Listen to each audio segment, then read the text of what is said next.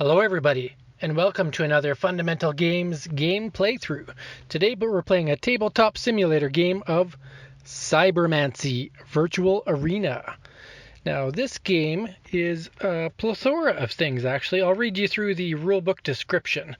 So what it says here is Cybermancy is a manipulation of computers. That's a definition. Throughout the course of human history, there has been war, and with it warriors, men and women willing to fight and die in the name of something greater than themselves.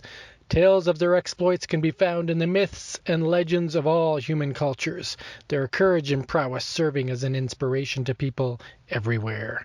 But now, the world has moved on, and warfare has changed. Strength of arms has been replaced with technology, and today's warriors are defined by their knowledge of computers and their ability to navigate the almost incomprehensibly complicated world of cyberspace. Now is the time of the Cybermancers. Now, Cybermancers are the online warriors of cyberspace, digital wizards whose esoteric knowledge of the virtual world can seem like magic to the uninitiated. In the world of the Cybermancers, battles take place within an arena of virtual reality, where contestants summon and lead their warriors in battle, their attributes determined by the parameters of CPU and RAM. These pre-programmed avatars are directed by the Cybermancers, who use their wits, courage, and creativity to defeat their opponents in digital combat.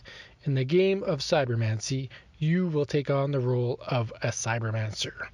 So, let's see what this has to offer.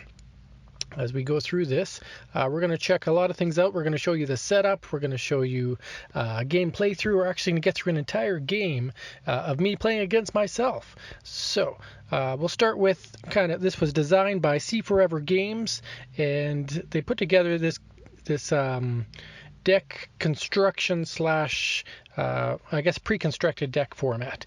And so the game will consist of different types of decks. Right now we have humans and undead, but I believe they have plans and expansion ideas for things like aliens or otherworldly races that could take place later on. You come with a health tracker, you have a Cybermancy deck, you have a player board. I don't know if the game comes with a board or not, but this is an outline of what the board would look like. And you also have a deck of RAM cards and a deck of CPU cards. I guess if we take a look at the we'll shuffle them up. We'll shuffle up the Cybermancy deck. It's a selection of 30 cards out of a potential 50 cards. And the health tracker, there's a card system, but we're going to use a digital tracker for this playthrough because, it's cyber. If you look over at the RAM deck, each player has a deck of RAM cards and a deck of CPU cards. Those decks are identical for each player, and they consist of the numbers 1 through 5 in each deck, a different assortment of each type of card. And those are used to power up the cards that you're going to summon. In the Cybermancer deck, as the cards you summon, you have a power tracker. You've got little tokens that will help you buff up or take damage on your cards. And just all different ways to track your life in this cyber arena. All right, so to start with, each player is going to draw 7 cards. I'm going to keep them laid out on the table just like so. I'll flip them over in a second here. But 7 cards will create their hand. And once those 7 cards are dealt, you do have the option for kind of a partial mulligan, a selective mulligan, if you will, one time at the beginning of the game. So we're going to flip these over, see what we have.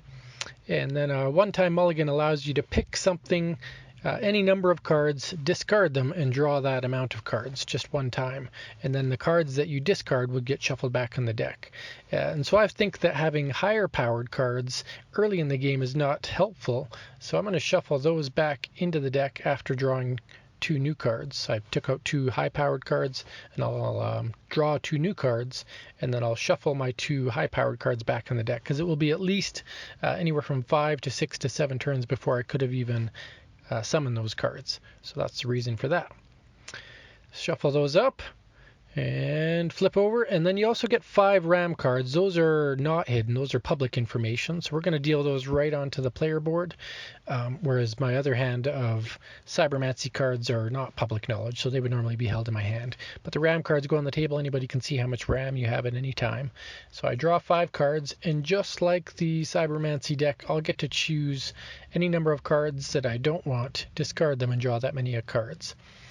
Now, it might make sense in your mind to always have high-powered cards, but I think having high-powered cards at the beginning is actually a downfall because it could reduce the number of high-numbered cards you have later on in the game. So I actually discarded my highest-powered cards to draw cards, hoping to get some lower ones. I'm going to do that again with the CPU deck, so I get to draw 5 cards, and those will go face up on the table as well. We have a 3 and a 2. We have another 3, 1, and 2. All right, so that seems worthy. We'll keep that. Now I'm gonna play this other player, but I'm gonna play them kind of upside down to how they would be, so that I can see them face up. So we'll deal 7 cards out again as player 2, and this will be the human player. The bottom player is the undead player.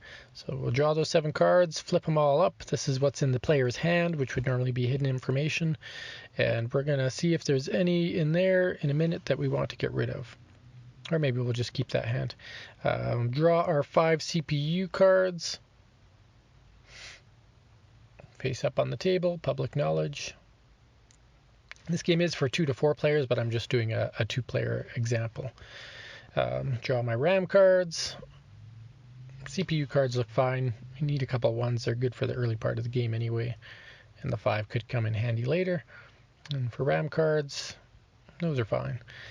So there we go. We've got our deck set up. Oh, got to put our power tracks at 1. So power and CPU, that's the total amount of power and CPU you can summon within a turn, and those are going to go up at the end of each turn.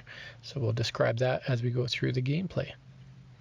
All right, the rest of these decks are for more players. If we were playing up to 4 players, we might use those, but we're not. So we're just going to play the basic suggested pre-constructed decks, and then we'll look at the player turn. I apologize that it's a bit off to the left there, but the first thing we do in a turn is can either summon a card or attack with a card. Now, we don't have a card in play to attack with, so all we can do is summon a card. When you summon a card, you can see on the top there is a numbers. The left side is your CPU, the right side is your RAM.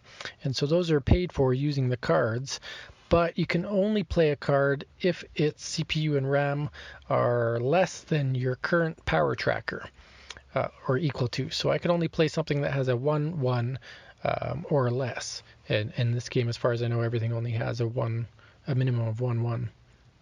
So I could play Sally Shambler. She's a 1-1. We'll put her, and when you play a card, it goes right into the main area. She has an ability called Last Gasp, which doesn't apply right now, but I have to pay 1 RAM and 1 CPU, which I pull from my cards there and pay for it. Now I could use a 2, but then I'd have leftover that just disappears. So I'm going to use a 1 and 1 card to pay for her. Now, so she's in play, and then play goes to the next player who can do the same thing. They could attack or they could summon a card. So the humans look through their hand and they're going to summon Mr. Og. Og is a simple 1-1. He has an ability called Call to Arms, which would buff somebody else if they were in play, but he doesn't buff himself, at least as far as I know. So I have to pay 1 CPU and 1 RAM, so we'll slide those over, and I don't get those back except for at the end of every turn I get a new card from each of those decks. So your power and like your RAM and your CPU are constantly regenerating. So then play goes back to the other player. Keep in mind that these cards enter the play buffered. So buffered is a cool term because you're in the cyber world. They're buffering. You're trying to load them up, so to speak, so they don't get to attack. There is an ability that allows you to enter unbuffered. All right, so after we have both passed our turns, we can't do anything else. We then get to reset or refresh our cards. If we look at the guide here, discard phase, nothing to discard. Draw phase actually comes next. So let's do that. 1 second. All right, yeah, so I'm going to draw one more card. So I get to draw a random card from the top of the deck, and then I get to draw a RAM card from the top of the deck, and I get to draw a CPU card. Whoops, not from the discard pile, from the top of the deck. Alright, and that goes into the main area. Then the other player gets to do the same, so they get to draw a new Cybermancy card. So always one card a turn, always one CPU a turn, and always one RAM a turn. And I haven't found anything in the game that allows you to draw more of any cards, so there's no situational cards that kind of break the rules. From there, we are going to refresh. Refresh phase allows us to refresh anybody that is buffered or exhausted. You buffer when you're summoned, you exhaust when you attack. So that person is refreshed, the undead refreshed, and then Og, he's refreshed, he's ready for the next round. Look back at our chart. Sorry, it's off to the left again, but then we get to advance our power marker. So once at the end of each turn, you can either advance your RAM cube or your CPU, and you're going to want to know what's in your hand to decide what you want to advance. So for example, Jim Floater here needs 2 RAM. Everything else I have costs even more. So it makes the most sense for me to advance my RAM tracker 1, so that next turn I'll be able to actually summon Mr. Jim. And then the humans have to take a look at their hand. What would they want to summon? Let's take a look. We've got William Marshall, no. Zizny, no. D'Artigan only has a 2 RAM, so he's possible. So yeah, we're going to go with RAM for the humans as well. Slide back down. And the way play sequence work is the last person who didn't attack is the person who will take initiative or go first this round. Since nobody attacked, we're just going to flip play to the player who didn't go first, which is the humans. So the humans get to decide what to do. They can either summon a card or they can attack with a card that's in play. Now we're going to take a look at the rules. Do we want to attack with Og or do we want to summon a card? Og has no special attacking power, but if we look at Sally, she has an ability that allows her to have a last gasp, which means if she dies, she can buff somebody else's attack up, and I really don't want that if I'm the human player. So instead of summoning, I'm just going to go attack that Sally Shambler before she can do any harm. And so she's got a 2 and a 2 in the bottom of her card. That's her attack on the left and her defense on the right. And if we take a look back up at Og, he also has those numbers. He has a 2 and a 2. So basically they're equal in battle. Og will do 2 damage to Sally. Sally will do 2 damage to Og, and they are both destroyed. Now, damage in this game is permanent, unlike other popular card games. So permanent damage means that I would be putting tokens on them if they had survived, representing permanent damage they took.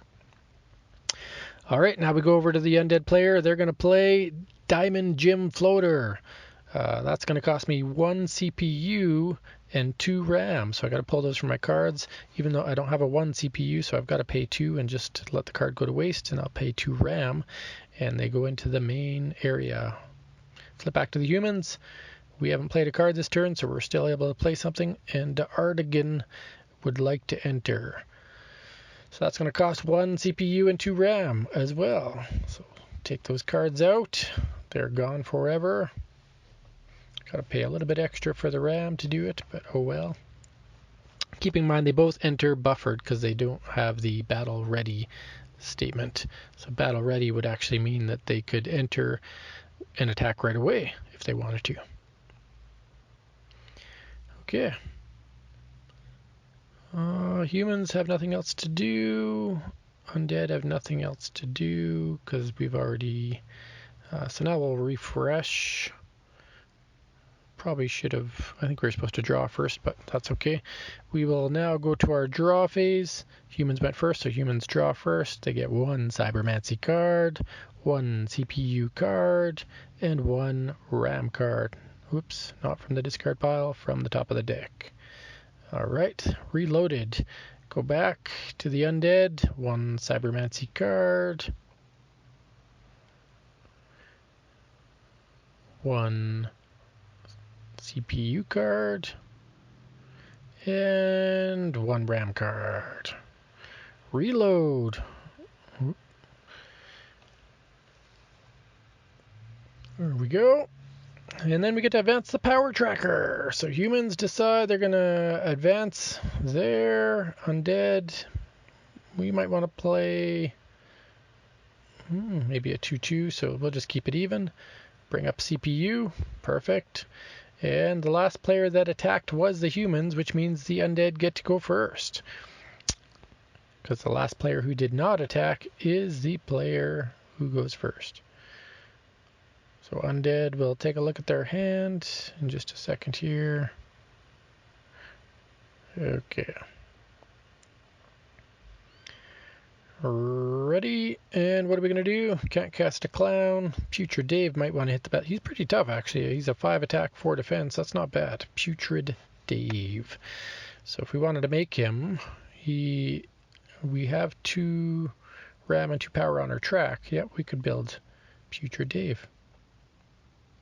He has no special powers, so we'll put him into the main area. Always summon to the main area unless something has something called front line, which means they would be played at the front and provide you an even greater form of defense. Because right now, if somebody could attack you when you don't have somebody in the front line, they could attack your Cybermancer directly, which is basically you as a player.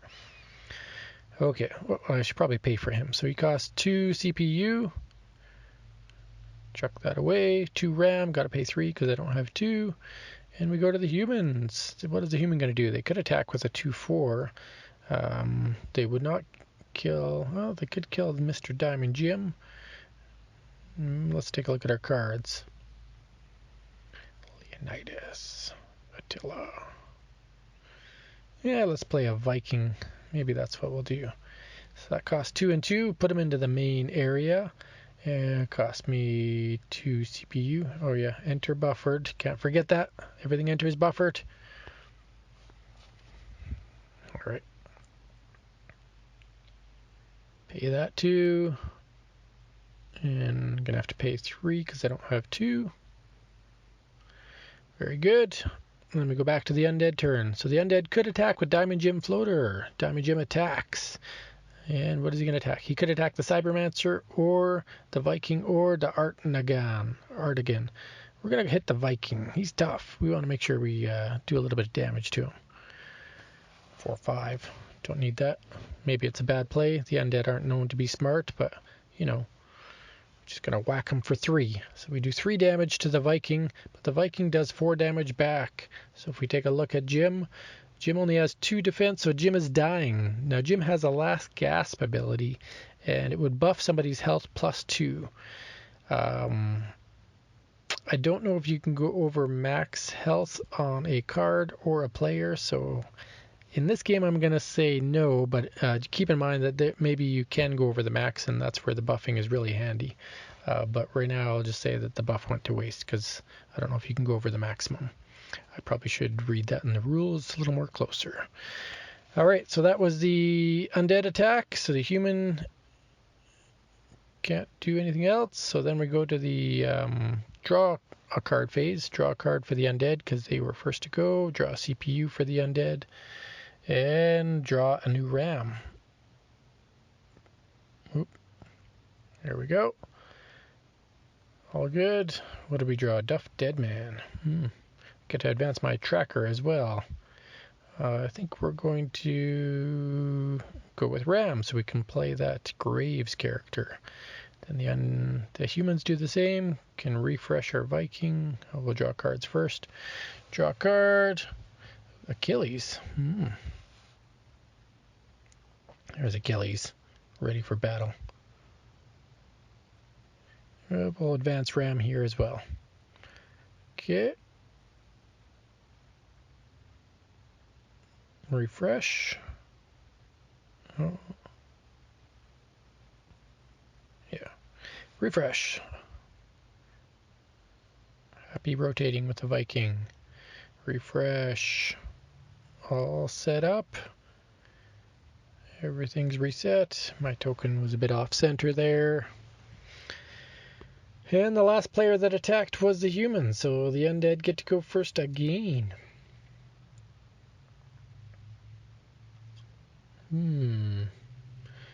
Could keep attacking that Viking.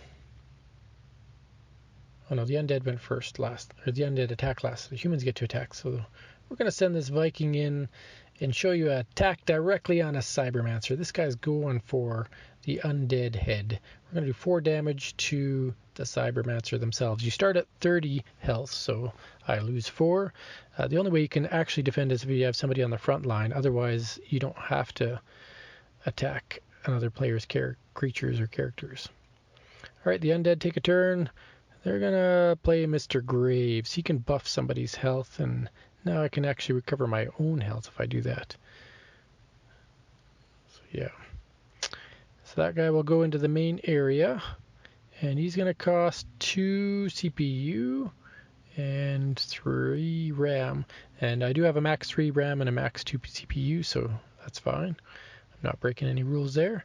When he comes into play, I get to health plus 3, so I'm going to heal myself, the Cybermancer, 3 health. Did not like that hit from the Viking. The Viking or undead or the humans, take a look. Do they want to attack? Not a lot of good targets to attack with such a weak character. So let's summon somebody. I think we're going to summon Mulan. She wants to come and take. So when you call her to arms, when you create her or summon her, she is going to buff somebody's attack plus 2. So I'm going to take 2 of these tokens and add them to Art again, see if he can be a little bit stronger. So if I can buff attack higher than my base, I guess I probably could have done that with health with the undead too, but lesson learned, the undead are not smart. Alright, the undead, they're going to attack with Father Graves. Who do they want to attack? Maybe we want to hit the player too. Player, hit that Cybermancer.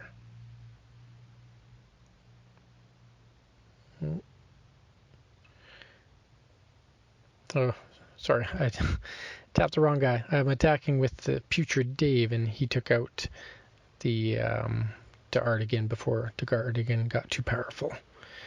Alright, so Putrid Dave should have entered, or Father Graves entered the play buffering. Forgot about that. Okay.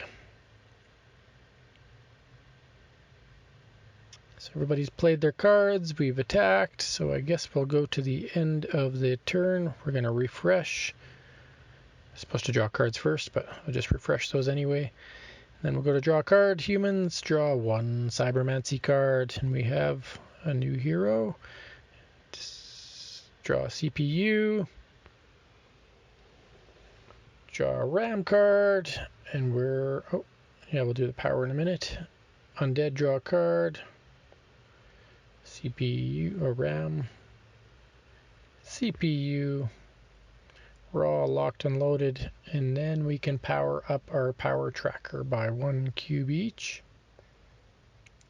So the humans, they've got some nice RAM going on, so let's just keep bumping up the RAM up to 4. We'll be at the max in no time. The undead, a lot of evenish cards in the undead deck. Yeah, we'll just bump up the power, or the CPU, keep it even. Alright, who attacked last? The humans attacked last, I believe. No, the undead did. So the humans get to go first.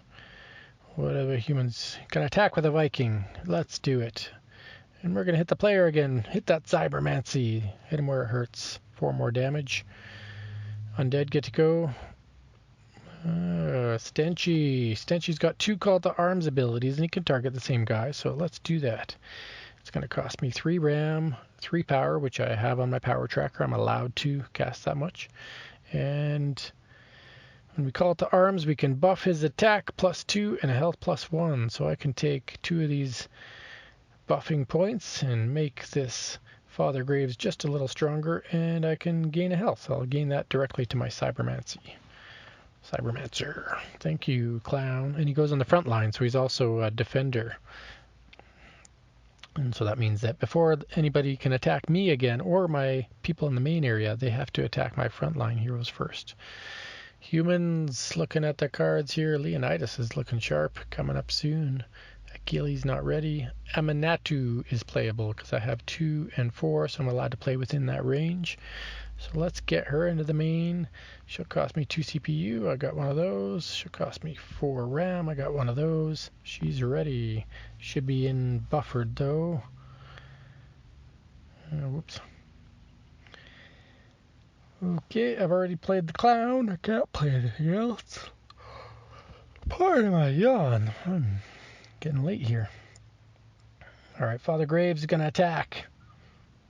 Yeah, we'll hit the Cybermancer for the first time. They've got nobody on the front line. The humans... Mulan? What do you want to do, Mulan?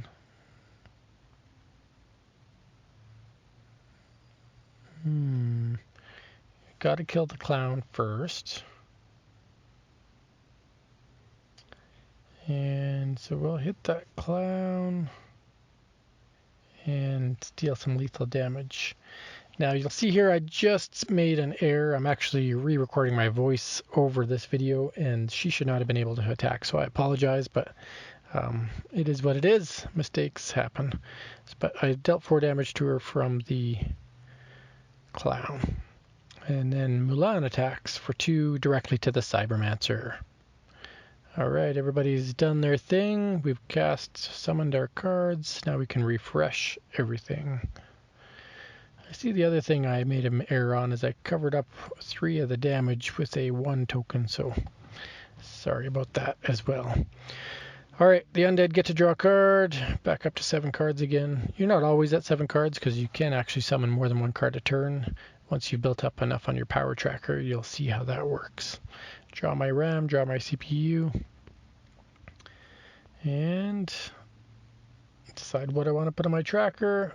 I think I will buff up my RAM again for the undead player.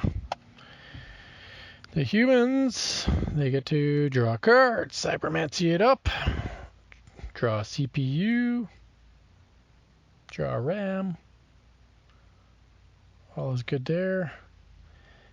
And humans are going first. No, we'll bump up that RAM for the permanent power tracker. Perfect. The humans actually attack last, so the undead get to go first. So it's a new turn. Father Graves, he's at 5 attack, 5 defense. Could attack with him.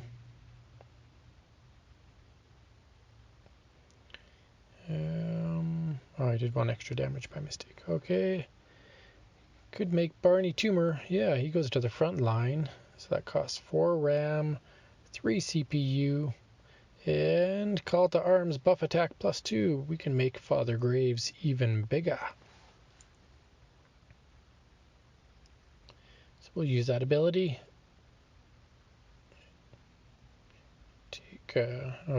Take 2 of these tokens, add them to Father Graves. So now when he attacks, he's even more devastating.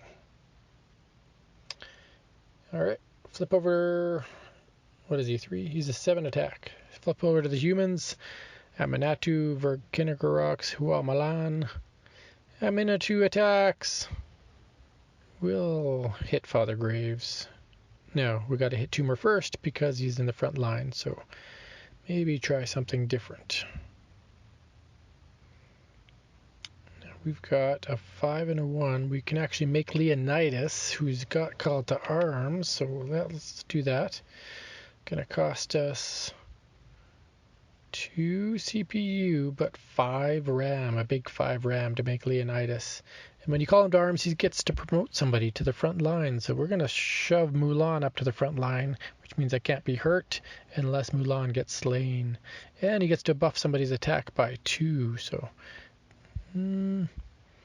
take 2 attack points or buffing points and throw them on her. Force to be reckoned with. The undead are struggling. What are they going to do?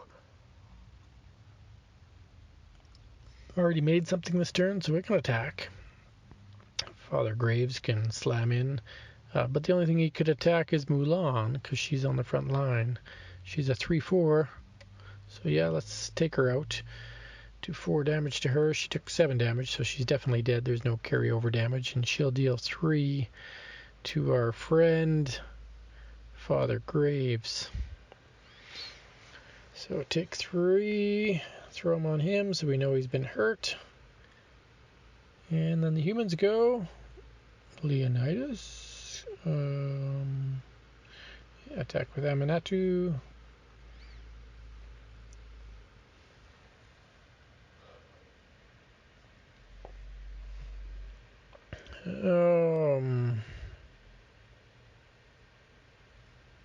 Oops.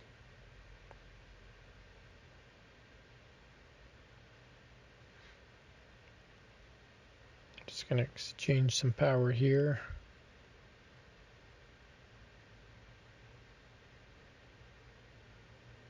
Alright, yeah, so Amanatu kills him. That guy gets a buff of +2 thanks to him dying.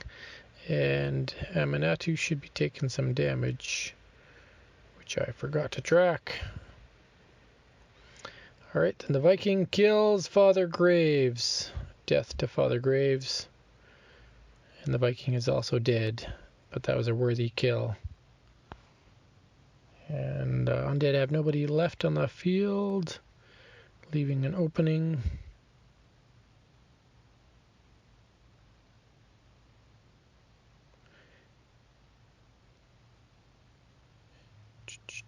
Now I made another error there because I just made Leonidas and he should have entered buffering.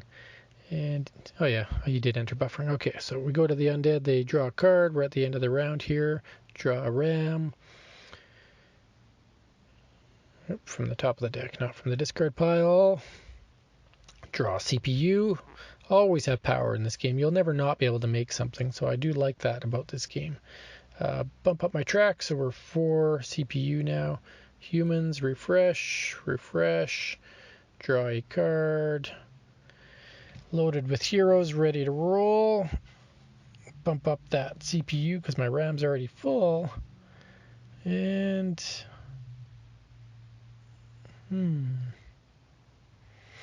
alright, so the Undead get to go first because the humans attack last. We have 4 and 4, so we could summon anything that's worth 4 and 4 or a combination of. Jazzy Death will be cool later, but for now, let's just do something simple. Duff Dead Man. Oh wait, he's got Call to Arms. He'd be better off later. Deathmay Nicholson, Call to Arms. Maybe a Bleck. I could just make a simple Bleck. Costs 1 and 1. I'll spend a 2 and a 2.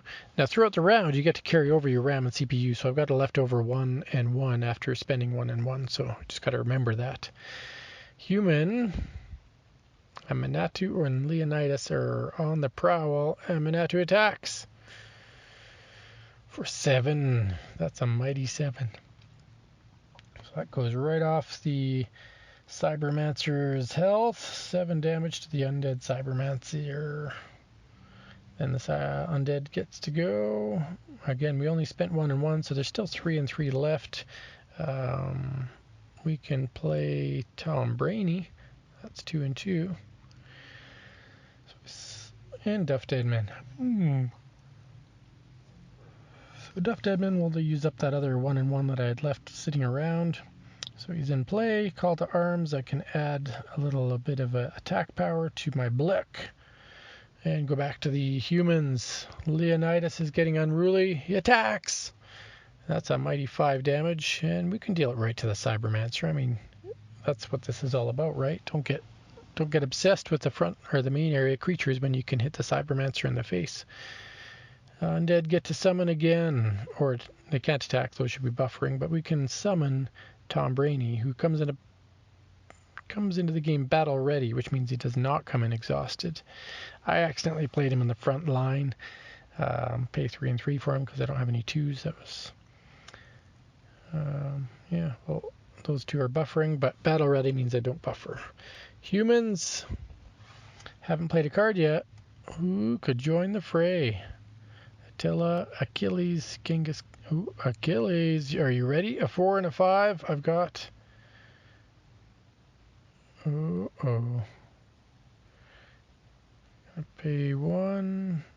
I pay 5 RAM, which I have, and 4 CPU. I can see why I kind of broke the game here. I broke the rules. I accidentally I allowed a character to come into play under 4 CPU when they shouldn't have been able to. So, whoops. The undead can attack with their battle ready guy. do 2 damage to something. We'll do 2 damage to... Oh, if I'd remember the token that was under Attila, I could have killed her. But alas, there's not many options right now. The undead are feeling overwhelmed due to misplaying. Bad misplays. Alright, well, we'll do just some damage to Achilles. Maybe he'll be trouble later. So Tom Brainy doesn't kill Achilles, he kills himself trying to slay Achilles. Makes sense. Alright, Achilles attacks, and he'll do his damage directly to our Cybermancer. So kind of a tilted battle here for the humans against the undead, because I keep making mistakes in favor of the humans, I should say. Refresh! Everybody draw a card, and a RAM, and a CPU, and up the power tracker. One more, humans. Draw Cybermancy, draw a CPU, draw a RAM, and up my power tracker. That's the end of the turn. The last player who did not attack first, which is the undead, get to go first. What are they going to do? Could try to get some more creatures in play, because we're getting a little overwhelmed due to the mismanagement of my plays. DJ Jazzy Death probably going to come out next round. For now, Ricky Rotten could hit the board. Uh-oh.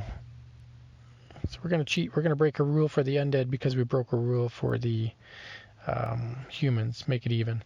So we're just going to play him a turn early, even though that's against the rules. And he got to call to arms, +2 attack.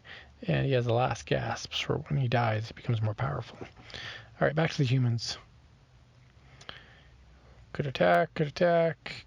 Could leave him there to defend. Attack with Achilles. Let's nail DJ Jazzy Death. He's going to take 5 damage, but he's got 9 defense, so he survives. Achilles is dead. Achilles dead to a dead DJ Jazzy Death.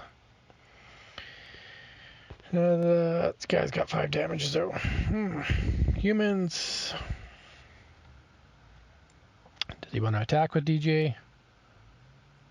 Is it worth it?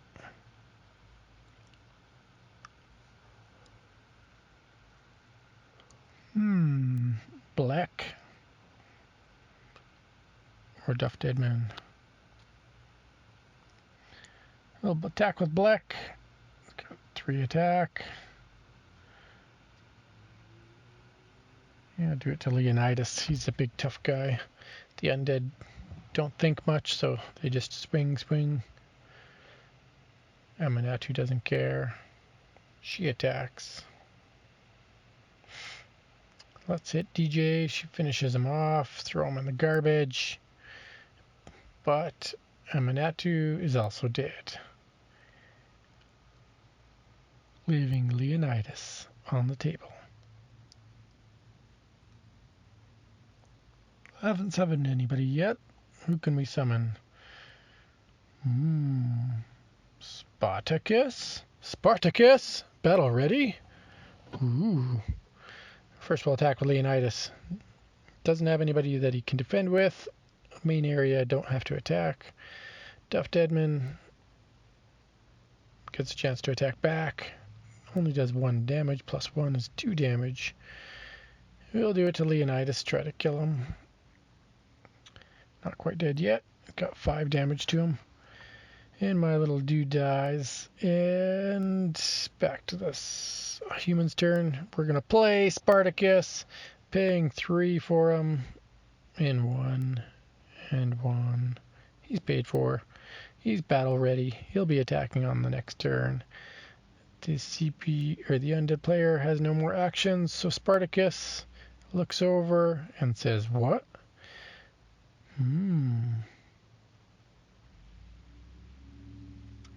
I think he says, let's roll. Kill. And he'll do 3 damage to the undead Cybermancer.